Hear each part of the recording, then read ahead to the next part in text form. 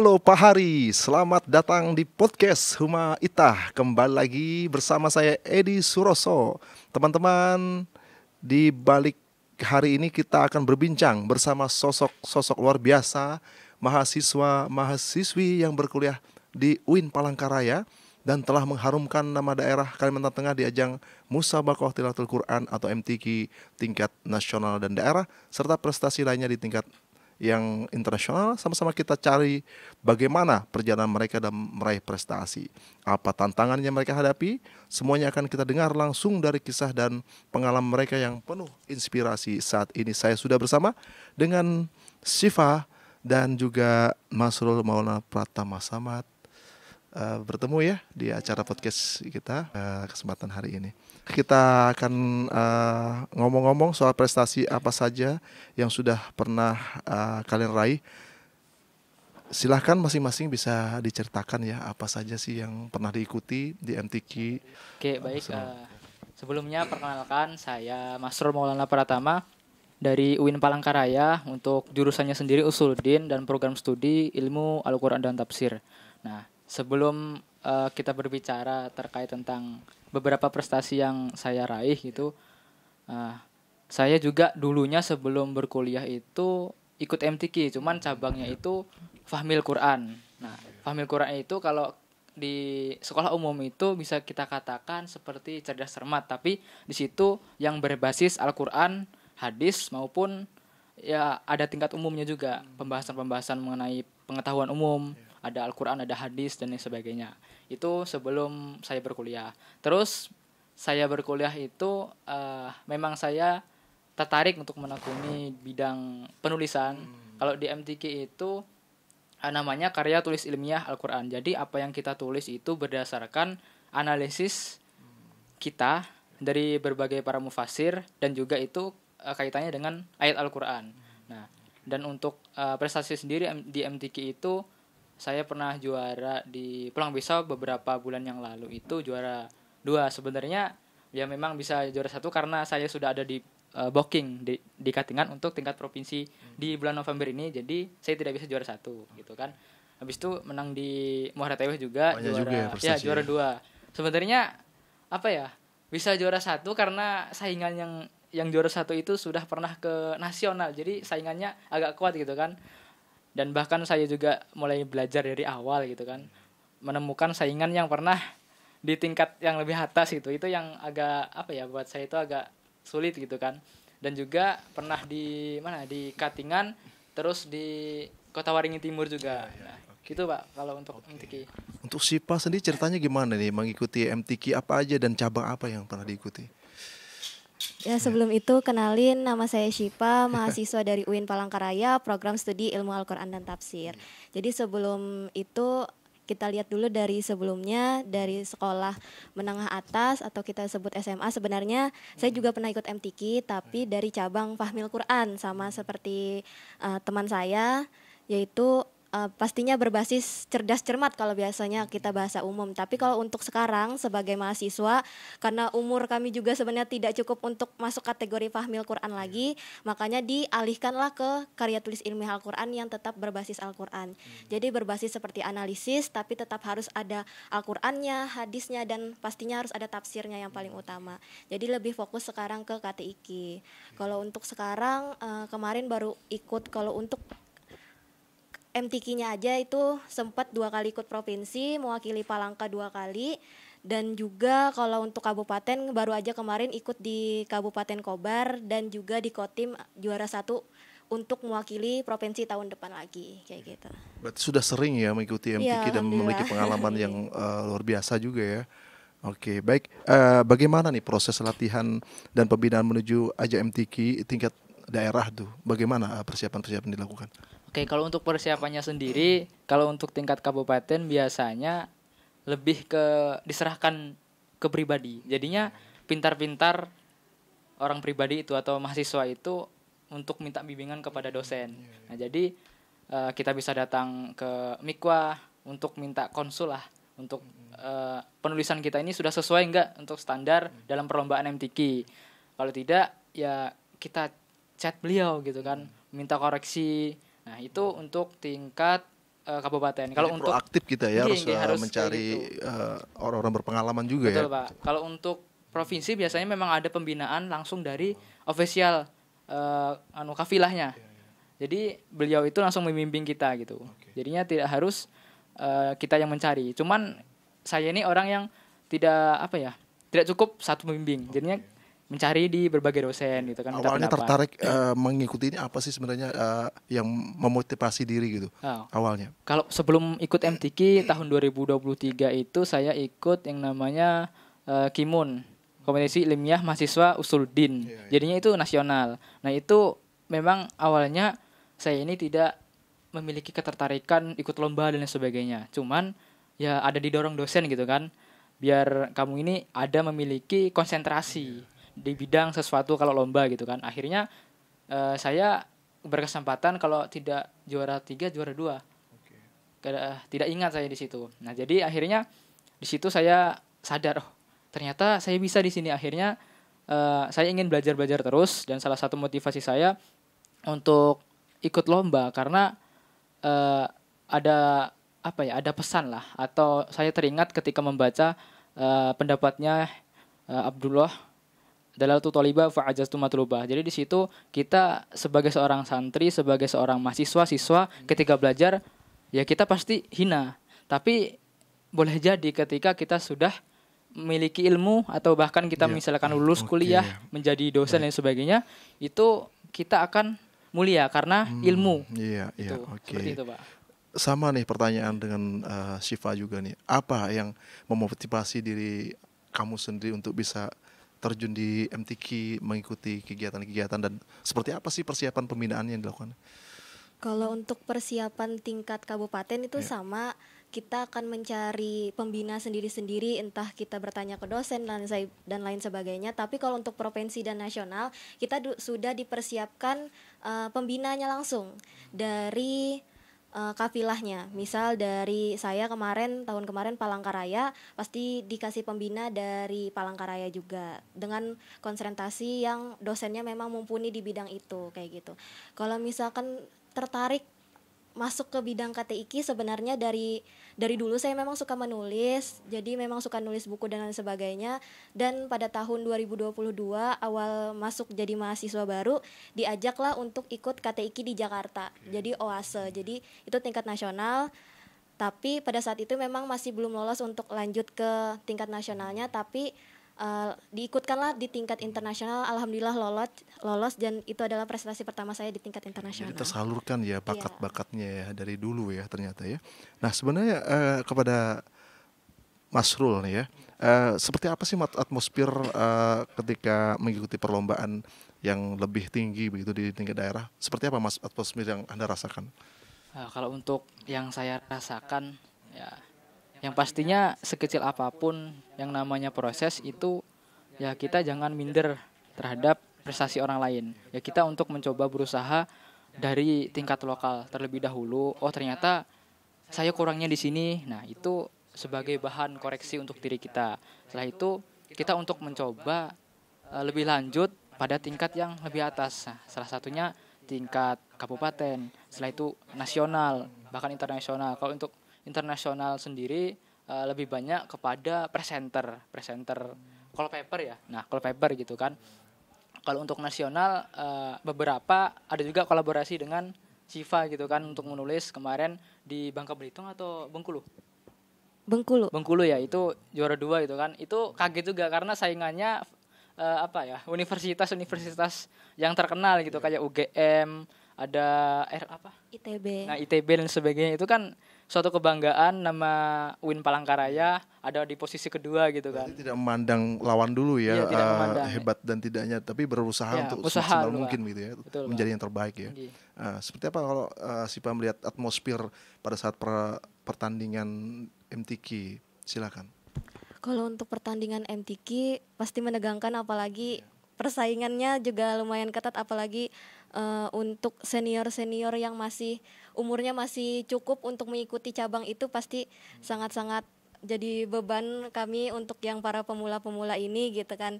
Tapi tidak ada salahnya kita untuk terus mencoba, banyak bimbingan dengan pembina dan lain sebagainya. Ternyata hasilnya sangat-sangat memuaskan kayak gitu. Jadi teruslah berlatih kayak gitu sih. Dan terus menempa diri dan memotivasi diri. Nah, bisa di ini nggak kalau Mas Sul sendiri bagaimana menjaga konsistensi dan semangat untuk terus berprestasi baik dalam bidang yang Anda tekuni saat ini untuk bisa meraih prestasi ke depannya gitu. Oke, yang pertama pastinya yang namanya mahasiswa gitu kan banyak kesibukan. Yang pertama saya menerapkan yang namanya manajemen kehidupan.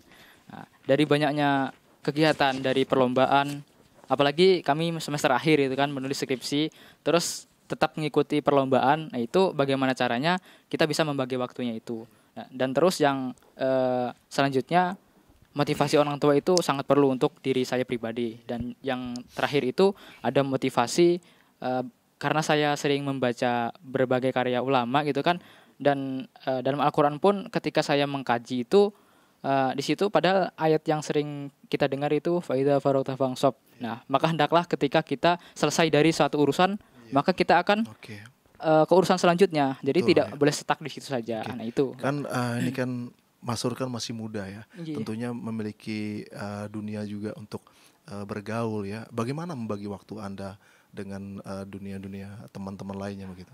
Oke, kalau untuk membagi waktunya karena tadi saya katakan manajemen kehidupan, saya menerapkan yang namanya skala prioritas. Jadi kita kumpulkan terlebih dahulu. Saya biasanya membuat sebuah mading kesibukan apa saja yang akan dikerjakan selama 1 bulan misalkan. Oh, ternyata ada menulis skripsi, terus yang paling yang paling menjadi prioritas paling utama kuliah yang pasti. Habis itu karena saya di asrama ngaji kitab, nah di situ menjadi prioritas utama. Terus ada ngerjakan tugas dan lain sebagainya, itu menjadi prioritas yang paling utama. Setelah itu masukkanlah skala prioritas yang kedua, misalkan jalan, tadabbur alam dan lain sebagainya. Seperti itu, Pak. Oke, sama pertanyaan untuk Syifa sendiri, bagaimana membagi waktu di tengah kemajuan teknologi, di tengah pergaulan yang saat ini yang semakin canggih lah, seperti apa supaya menjaga konsistensi Anda? Kalau dari saya sendiri sama sebenarnya pastinya adalah manajemen waktu yang pasti. Jadi pilihlah kegiatan-kegiatan mana yang menjadi prioritas utama kalian, lalu spesifikasi lagi yang mana harus kalian kerjakan terlebih dahulu. Misalkan kami berdua memang mahasiswa akhir, jadi yang paling utama adalah mengerjakan skripsi, bimbingan dan lain sebagainya. Untuk misalkan kayak jalan-jalan, nongki-nongki sama teman-teman itu bisa, tapi kita manajemen waktu terlebih dahulu kayak gitu. Dilihat-lihat lagi lah. Berarti sama ya, hampir sama dengan disampaikan Mas Sur tadi, skala prioritas harus diutamakan gitu ya, untuk menjaga konsistensi. Nah, seperti apa sih pengorbanan yang harus dilakukan untuk bisa mencapai level juara? Apa pengorbanan yang sudah dilakukan? Yang pertama pastinya waktu tidur. Waktu tidur itu pasti sangat terkorban sekali. Karena melihat cerita-cerita dari para ulama, nah beliau itu tidur pun sedikit. Nah, kalau kita ingin meraih sesuatu, maka kurangilah tidur kita. Itu bahasanya seperti itu. Artinya tidur cuma 1-2 jam aja, 3 jam ya. Berarti sudah disiplin waktunya ya. Nah, oke. Kalau Syifa ini seperti apa membagi waktu dan apa yang dikorbankan dalam meraih prestasi ini?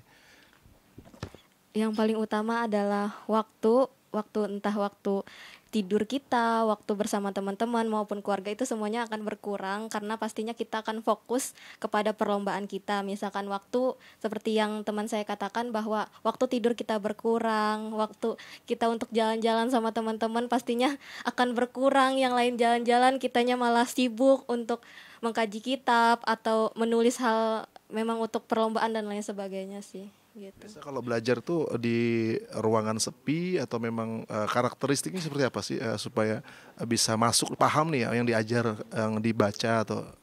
Kalau dari saya sendiri sebenarnya sepi, tapi kalau misalkan untuk rame-rame juga bisa sih, lebih enak aja gitu. Kalau rame-rame malah lebih enak karena ada teman-teman juga.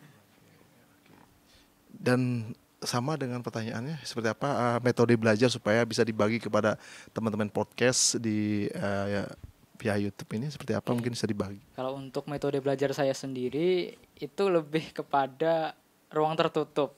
Jadi harus sepi, tidak ada orang. Ketika ada teman yang datang itu pasti pikiran terdistrak, jadinya kayak buyar hilang. Apa yang kita baca, apa yang kita kaji, apa yang kita lihat itu tiba-tiba beralihlah ke hal lain gitu. Nah itu kalau untuk para audiens gitu kan, para pendengar podcast, jadi kawan-kawan harus melihat diri kita sendiri, bagaimana metode belajar kita harus kenali apakah auditory, apakah ya memang yang tipe-tipe extrovert, introvert itu kan pasti belajarnya berbeda gitu kan. Oke. Nah, ini kita bicara ke kampus ya.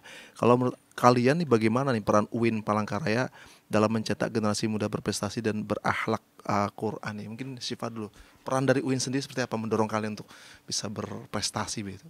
Kalau peran dari kampus sendiri ya, apalagi dari dosen-dosennya, biasanya nih kami dikasih pamflet-pamflet perlombaan, misalkan kalau memang khusus lomba dikasih, misalkan nih kayak saya sama Mas Ru memang punya di bidangnya masing-masing gitu, pasti dikasih, oh ini ada perlombaan nih Sipa, ikutin ya gitu. Nanti untuk biaya dan lain sebagainya pasti akan kami tanggung. Kayak gitu sih biasanya. Dikasih. Sudah yakin ya, Ya, sudah yakin pihak UIN itu akan mengirimkan, berarti udah mengerti ini kapasitas dan juga kualitas begitu iya, ya? betul sekali. Oke, udah berapa kali UIN mengirim kalian untuk mengikuti lomba? Banyak sekali sebenarnya. Apalagi yang tahun kemarin sudah ada sampai tingkat Samarinda juga kemarin, BUAF Borneo. Ya, sempat kami juga sempat ke IKN, Borneo Undergraduate Academic Forum yang diikutin oleh seluruh mahasiswa se-Kalimantan. Itu tingkat nasional. Dan ini membanggakan Kalteng ya, Ya. UIN yang mewakili begitu ya. Betul. Oke. Seperti apa nih kalau dari Mas Sus sendiri, peran dari UIN sendiri untuk mendorong kalian bisa berprestasi? Oke, salah satunya tadi sudah disebutkan teman saya Sipa, memfasilitasi dengan cara mendorong mengirimkan pamflet. Yang kedua itu ada memfasilitasi sebuah pelatihan Pak biasanya. Karena di prodi saya sendiri itu ada yang namanya JKH. Nah, di situ ada banyak bidangnya kan. Di bidangnya ada yang memang fokus di tilawah, silahkan kembangkan dirinya di tilawah. Kalau di penulisan silahkan di penulisan.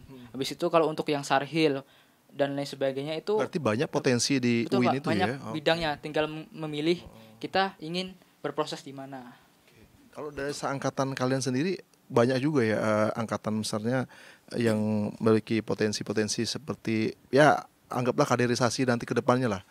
Banyak sekali Bapak, hampir tidak terhitung karena angkatan saya ya ada juga yang memang di situ tahfiz, ada juga yang qori. Angkatan bawah pun banyak yang semua bidang di MTQ itu dari anak-anak UIN itu semua bisa.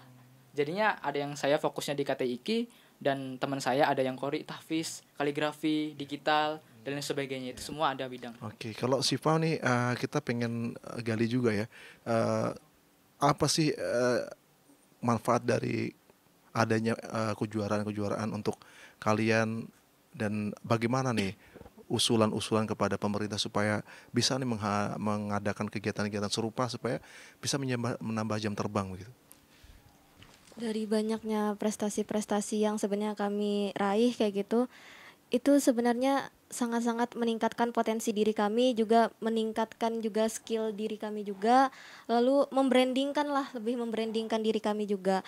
Kalau misalkan untuk pemerintah, lihatlah dari mahasiswa-mahasiswa UIN ini yang banyak sekali prestasinya tapi jarang sekali dilihat oleh para pemerintah, tolong dinotis lah, apalagi yang para kori-kori up, para tilawah dan lain sebagainya. Kalau Anda melihatnya jarang atau sering adanya kegiatan-kegiatan kayak semacam MTQ di sini, atau perlu ditambah lagi gitu maksudnya? Kalau untuk MTQ pasti setiap tahun, setiap bulan pasti ada terus. Paling untuk tingkat-tingkat yang kayak cerdas cermat dan lain sebagainya, kayak Fahmil yang umum-umum kayak gitu, paling perlu ada untuk di tingkat mahasiswanya kayak gitu. Karena sekarang kalau untuk Fahmil pasti di SMA, SMP, tingkat itu aja sih sebenarnya. Gimana tanggapan Mas Sur sendiri? Apa perlu diadakan secara berkala, secara terus-menerus supaya ini bisa menyalurkan bakat nih? Silakan. Betul sekali Bapak, karena yang namanya pemuda gitu kan pasti harus diberikan fasilitas. Anak-anak sekolah, mahasiswa diberikanlah fasilitas, entah yang pertama dimulai dengan walaupun belum perlombaan diberikan pembinaan, tapi saya lihat kemarin ada programnya Pak Disdik itu kan terkait tentang belajar bahasa Arab. Nah itu sangat bagus sekali kalau itu dilanjutkan untuk Bapak Disdik. Habis itu untuk program-program lainnya ya pembinaan untuk kepemimpinan dan lain sebagainya itu sangat penting karena itu untuk bekal ke depannya, karena anak-anak yang di bangku kuliah ataupun di sekolah itulah yang akan menggantikan para pemimpin di Kalimantan Tengah ini. Jadi untuk sebagai kaderisasi gitu. Karena orang lokal gitu kan, Pak. Daripada orang lain yang Tapi aslinya kamu dari Palangkaraya atau mana nih daerah? Pelang Pisau. Pulau Pisau ya. Betul, Pelang Tapi Pisau. kalau ada MTQ mewakili Pulau Pisau. Ya Pelang Pisau bisa karena kuliah gitu kan, channelnya banyak gitu kan. Jadinya bisa mewakili Katingan, Waratewa dan sebagainya bisa masuk, Pak.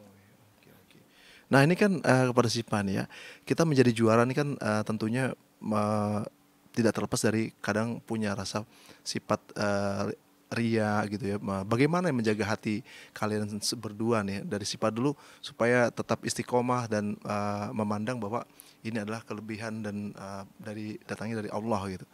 Silakan, menjaga hati bagaimana?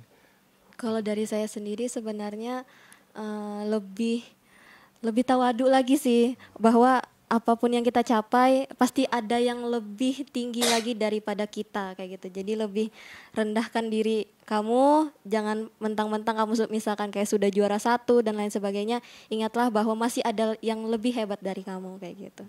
Oke, gimana cara menjaga hati supaya tetap sabar, ikhlas begitu? Oke. Ya, silakan. Yang pasti ketika kita sombong, ingat pasti ada kehancuran itu akan menghadap kepada kita. Nah, jadi dari motivasi itulah yang hati saya ini kalau misalkan naik ada ujub sedikit, ingatlah pasti kehancuran itu akan ada di depan mata kita. Dan juga saya teringat juga kata Imam Al-Ghazali, 4 mutiara dalam diri manusia yang harus kita jaga. Yang pertama fal aqlu, yang kedua waddinu, yang ketiga wal haya'u, yang terakhir itu wal amalu sholihah. Jadi akal kita harus kita pelihara, bagaimana bisa menganalisis Al-Qur'an, mengkaji-kaji dan sebagainya. Habis itu kita bisa mempertahankan agama kita. Yang ketiga itu menjaga malu lah kita sebagai seorang manusia, apalagi perempuan gitu. Yang terakhir, setiap apa yang kita lakukan, kita tulis, kita baca itu adalah amal solehah, amal soleh gitu. Itu. Sifa sendiri pernah nggak merasa jenuh begitu ya, lelah dalam berlatih dan berusaha untuk meraih prestasi? Tadi kan disampaikan ada waktu kurang, waktu bermain dengan teman juga kurang. Ada nggak merasa jenuh seketika dalam benak pikiran? Pastinya pernah sebenarnya. Pasti pernah banget, apalagi kalau misalkan udah jadwal lomba mepet-mepet banget. Biasanya pernah ngikutin lomba bisa sampai 3 kali dalam 1 bulan. Itu pasti sangat-sangat jenuh, pusing bahkan. Tapi biasanya untuk menghilangkan kejenuhan, kesetresan itu biasanya ngajakin teman-teman keluar. Kalau dari orang tua sendiri bagaimana dukungan kepada Sifa, kepada Masrur? Dukungan orang tua seperti apa sih? Sangat-sangat mendukung, yang penting kegiatannya positif, apalagi kan orang tua saya juga memang harus mendukung di wilayah Quran dan hadis lah, pastinya harus kalau ikut lomba harus ada kaitannya dengan Quran dan lain sebagainya kayak gitu. Mendukung 100% Iya, gitu pasti, ya, karena 100%. kegiatan positif ya, Iya. ada kaitan Al-Quran begitu ya. Kalau dukungan orang tua sendiri seperti apa? Kalau untuk Mas? orang tua ya kalau misalkan itu baik untuk saya sendiri, ya silahkan kerjakan gitu kan. Jadinya walaupun ibaratnya seandainya saya tidak izin untuk mengikuti lomba pun pasti direstui 100%. Karena saya ada pengalaman ketika waktu kecil itu sangat didorong sekali untuk ikut lomba. Dulu iya. pas lagi kecil itu ikut kori tapi Iya. tingkat anak-anak itu Pak. Oke, Habis itu baik. tahfiz tingkat anak-anak gitu Oke. kan. Itu. Tapi ada nggak dalam diri Masrur sendiri muara? Kan kita seorang kan wajar ya memiliki cita-cita. Apakah ada nih cita-cita yang kaitannya dengan yang dilakoni atau dijalani saat ini? Oke, yang pasti saya karena bidang saya adalah kepenulisan, pengen rasanya memiliki karya buku sendiri, itu yang pertama. Habis itu yang kedua itu banyak riset, penelitian. Yang ketiga itu memiliki yayasan sendiri yang memang itu tidak terikat dengan kepemerintahan. Maksudnya di sini karena yang namanya administrasi itu akan membingungkan para pegawainya. Nah, jadi saya ingin membantu di di perdesaan gitu kan, yang tidak memiliki untuk pendidikan di situ. Iya, baik. Kalau Sifa, cita-cita ke depannya dengan apa yang dilakoni saat ini, apa nih ya? Ya. Yang paling utama juga pastinya pengen menciptakan buku dengan kriteria dengan basic yang saya punya. Tapi kalau untuk sekarang memang sudah punya buku, tapi bukan di basic di karya tulis ilmiah, tapi lebih ke novel. Tapi untuk kedepannya pengen punya buku gitu. Yang pasti bermanfaat begitu ya untuk masyarakat luas begitu ya. Baik, kita tiba pada harapan sebagai anak muda yang berprestasi terhadap pembinaan dan dukungan pemerintah atau lembaga keagamaan untuk masa depan seni yang diikuti cabangnya, apa nih harapan ke depannya? Ya, untuk harapannya sendiri yang pasti untuk diri pribadi, jangan sombong karena kehancuran akan ada di depan mata kita. Ketika ya kita harus tawadu gitu kan, apapun yang kita raih itu pastinya ada ridho orang tua, ada ridho guru, dan pastinya ridho Tuhan juga. Ya ayyuhalladzina amanu taqullaha wal tanzur nafsum ma qaddamat lighad. Nah, maka di situ kita bertakwa kepada Allah, dan juga kita harus menyiapkan apa yang akan terjadi untuk hari esok ya. Untuk kita berproses sekarang mencari bekal, itulah yang akan kita tuai di hari esok. Nah, begitu. Harapan Siva ke depannya supaya bisa menjadi inspirasi bagi anak muda lainnya agar berprestasi juga. Silakan. Kalau untuk kawan-kawan semuanya, jangan patah semangat dan cari terus skill kawan-kawan di bidang yang mana, misal entah di tilawah, entah di kaligrafi dan lain sebagainya. Tetap gali potensi diri kalian, siapa tahu suatu saat kalian akan menjadi orang-orang yang hebat dan bisa dibawa ke tingkat-tingkat internasional kayak gitu sih Pak. Luar biasa sekali ya perjalanan mereka. Kita dengarkan Siva dan Masrul dalam meraih prestasi yang telah diketahui tadi. Dari cerita mereka kita bisa belajar bahwa menjadi juara bukan hanya soal kemampuan, tetapi juga soal ketekunan, keikhlasan dan cinta yang mendalam kepada Al-Quran. Semoga ya pendengar, kisah inspiratif dari para juara-juara ini bisa menjadi penyemangat bagi kita semua untuk terus mencintai Al-Quran, mempelajarinya, dan menjadikannya pedoman dalam setiap langkah kehidupan. Semoga kisah mereka bisa menjadi motivasi bagi mahasiswa lainnya untuk terus berkarya dan berprestasi, bukan hanya di tingkat kampus, tapi juga membawa nama baik Palangkaraya, bahkan Indonesia di kancah nasional dan internasional. Sampai jumpa ya pendengar pemirsa setiap podcast Humaitah dimanapun berada. Episode berikutnya dengan kisah dan inspirasi lainnya. Tetap semangat, terus berkarya, dan jangan lupa jadikan setiap langkahmu sebagai ladang amal dan keberkahan. Saya Edi Suroso pamit undur diri. Tetap semangat, sampai jumpa.